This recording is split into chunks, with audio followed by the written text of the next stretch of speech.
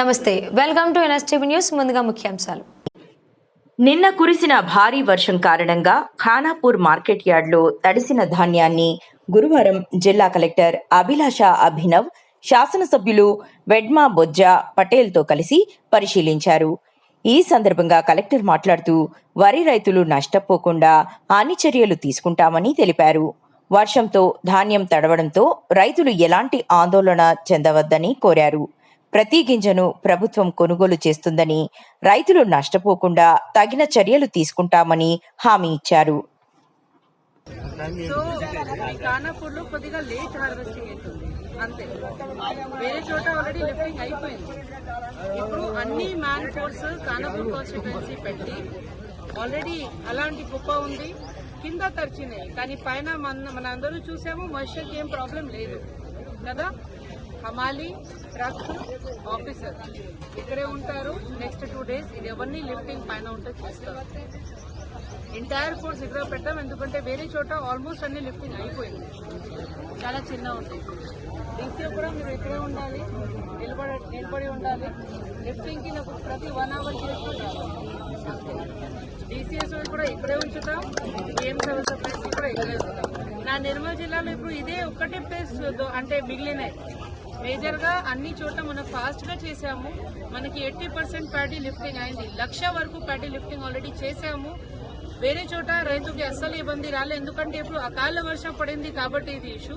కానీ ఇది కూడా మనం నెక్స్ట్ 1-2 days లో లిఫ్టింగ్ చేసి క్లోజ్ చేద్దాం. ఏదో కింద తడిచినాయి, అదే కూడా బాగా బాధ పెట్టడానికి అవసరం లేదు. కొద్దిగా డ్రైయింగ్ చేద్దాం, అదే కూడా తీసుకుంటాం. ఒక్క దాన కూడా తీసుకుంటాం. అదే గవర్నమెంట్ మాట ఉంది, ఏం ప్రాబ్లం అదే వర్కర్ లేవు. వర్కరు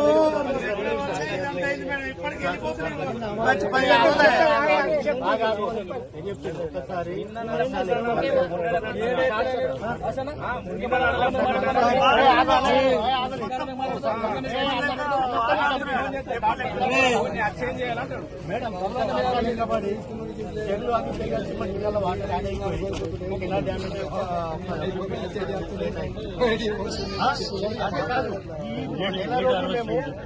హార్వెస్ట్ చేయడానికి కారణం ఏంటంటే అప్పుడు డ్యామేజ్ అయిందా. ఆఫీసర్లకు అవగాహన ఉండాలి, కెనాల్ ఎప్పుడు ఓపెన్ చేయాలి, ఎప్పుడు షట్ డౌన్ చేయాలని. వాళ్ళు ఇస్తేనే ఈ రైతులు ఎప్పుడు ఇస్తారని ఎదురు చూసి వాళ్ళు ఇచ్చినప్పుడు వ్యవసాయం చేసరికి కాలం నెత్తి మీదకి వచ్చిన తర్వాత దాన్ని ఆపలేం కదా మేము, అంతేనా కదా. దాని టైము అదేం చేయాలంటే అది చేస్తారు. ఆవు కావచ్చు ఇట్లాంటి పరిస్థితులు వస్తున్నాయి. సొసైటీ వాళ్ళు అయితే ఎప్పుడు వర్షం పడుతుందని ఎదురు చూస్తున్నారు మేడం రైతులు. వాళ్ళు అమ్మాలి కూలీలు, ఒక సెంటర్ కి అమ్మాలి కూలీ ఒక టీం ఉంటుందా? ఈ టీం వల్ల వెళ్ళి సొసైటీ జోకాలి, ఇదే టీం వెళ్ళి దిలార్పూర్లో జోకాలి, ఇదే ఖానాపూర్లో జోకాలి. ఇట్లుంటుందా మేడం వ్యవస్థ? ఈ సొసైటీని మిడిల్ నుంచి తీసేది society is the broker. Okay, క్వింటాల్కి 250 రూపాయలు కమిషన్ తీసుకుంటారు. వడ్లు పండిస్తారు, గవర్నమెంట్ డబ్బులు ఇస్తుంది.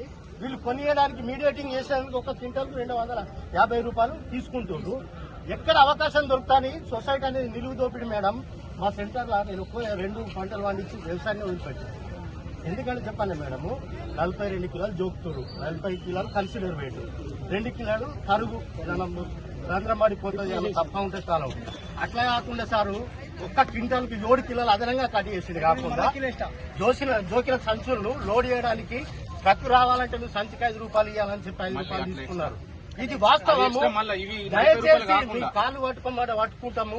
గవర్నమెంట్ డైరెక్ట్ ప్రొక్యూర్ చేయాలంటే చెయ్యూరి వడ్లు, లేదంటే సొసైటీ మీడియేటర్ అనే బ్రోకర్ మాత్రం తీసేది. రైతులకు హెల్ప్ అవుతానని గవర్నమెంట్ ఒక సెకండ్ ఒకటి చెప్తాను, నిజము రైతులందరూ చెప్తారు.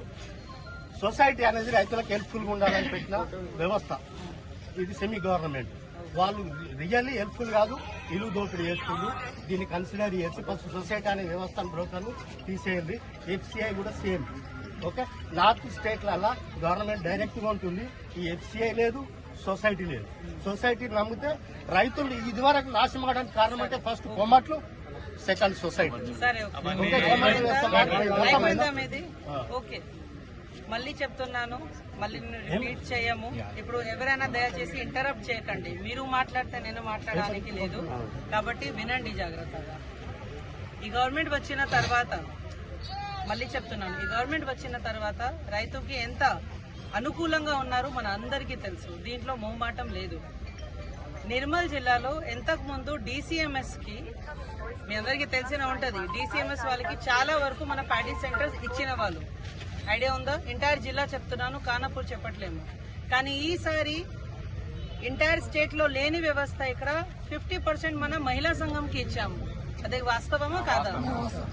ఎందుకు ఇచ్చాము అంటే మహిళా సంఘంకి ఇస్తే కొద్దిగా వాళ్ళు ఇంకా నిజాయితీ ఉంటారు, మీ ఊర్లో నిలబడి చేస్తారు. కాబట్టి వాళ్ళకి 50% మన ఇదే PPC సెంటర్ ఇవ్వడం జరిగింది. గతంలో ఓన్లీ 20% ఇచ్చిన వాళ్ళు ఈ గవర్నమెంట్ లో, ఈ నిర్మల్ జిల్లాలో. సో ఎందుకు మీకు ఇది చెప్తున్నాను అంటే మీకు కూడా తెలవాలి, మనకు కూడా రైతుకి ఏదో దౌర్జన్యం అవుతుంది, అట్లాగే మనకి కూడా ఏం మనసు లేదు.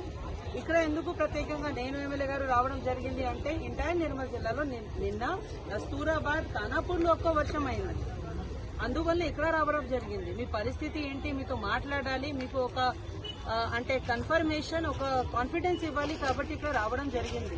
మళ్ళీ రిపీట్ చేస్తున్నాను, ఇక్కడ AMC గోడౌన్ లో ఉన్నా లేకపోతే వేరే ప్యాడీ సెంటర్స్ లో ఉన్నా, మీ అందరూ రైతు వేరే రైతు దగ్గర చెప్పండి, ఎక్కడైనా మీ ప్యాడీ ఉంటేనే మన ఒక్క దానం కూడా ప్రొక్యూర్ చేస్తాము.